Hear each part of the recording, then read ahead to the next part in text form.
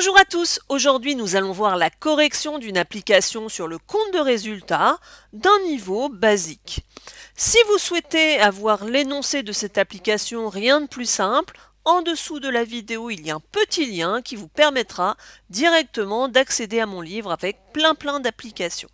C'est parti maintenant pour la première correction de l'application correspondant à l'entreprise ISM. Donc nous avons un compte de résultat à réaliser au 31 décembre et nous avons différents éléments à reclasser. Donc pour commencer, nous avons des ventes de marchandises. Donc les ventes, ce sont des recettes. Quand je vends des marchandises, c'est courant, c'est donc un produit d'exploitation. Production immobilisée. C'est quand, par exemple, je pourrais être une entreprise de maçonnerie et je construis un bâtiment pour moi-même.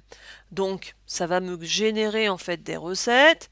Et d'autre part, ce bâtiment, c'est vraiment à moi et c'est quelque chose de courant. Donc, c'est bien un produit d'exploitation. J'ai des achats de marchandises. Donc ça, ce sont des dépenses courantes. Ça va donc en charge d'exploitation. Les services extérieurs, c'est tout ce qui concerne les loyers, téléphones, publicité, j'en passe et des meilleurs. Ce sont donc des dépenses courantes, donc des charges d'exploitation. J'ai des impôts et taxes, alors j'ai souvent des petits impôts qui vont être assez courants, donc ce sont des dépenses courantes au sein de l'entreprise. Ça fait donc partie des charges d'exploitation. Les salaires, ça revient tous les mois, donc c'est une dépense et une dépense courante, donc charge d'exploitation.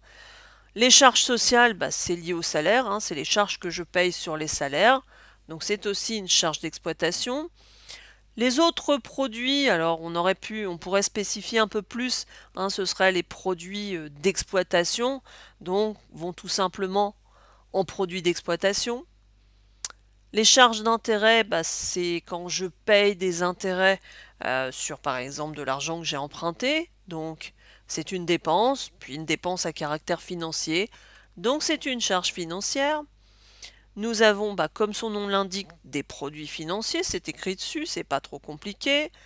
Pour les produits exceptionnels, c'est pareil, c'est écrit dessus, c'est pas très compliqué. Pareil pour les charges exceptionnelles. J'ai après des dotations aux amortissements et provisions d'exploitation. Donc pour le moment, et vous verrez plus tard dans d'autres chapitres, vous retenez qu'une dotation c'est une charge et vous lisez ce qu'il y a au bout. Donc il y a écrit dotation aux amortissements et provisions d'exploitation.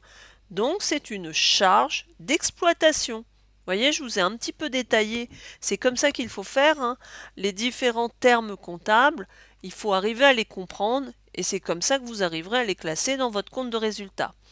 L'impôt sur les bénéfices, lui, il a une place à lui tout seul après le total des charges exceptionnelles. C'est un petit peu l'exception, tout simplement parce qu'on calcule cet impôt une fois qu'on a défini nos résultats d'une année sur l'autre. Nous avons après une variation de stock de marchandises. C'est lié à l'achat de marchandises, tout simplement. Donc c'est une charge d'exploitation. Nous en avons terminé au reclassement des différentes sommes au sein de notre compte de résultat. Maintenant, élément le plus important, il va falloir réaliser les totaux. Alors comme vous pouvez le voir, on les réalise par catégorie. Donc il y aura les totaux d'exploitation, financiers, exceptionnels, ensuite le total des charges et le total général et entre deux bénéfices ou pertes. Donc on y va, on a nos différents totaux et nous allons calculer notre total général. Alors notre total général, comme vous pouvez le remarquer, au niveau des produits, j'ai 1 613 900. Donc, on va prendre ce total général, doit être identique des deux côtés. Mon total des charges est d'1 474 570. Nous allons voir maintenant comment nous déterminons le résultat de l'exercice. Alors très simple, on reprend ces éléments-là. On fait donc le total des produits moins le total des charges.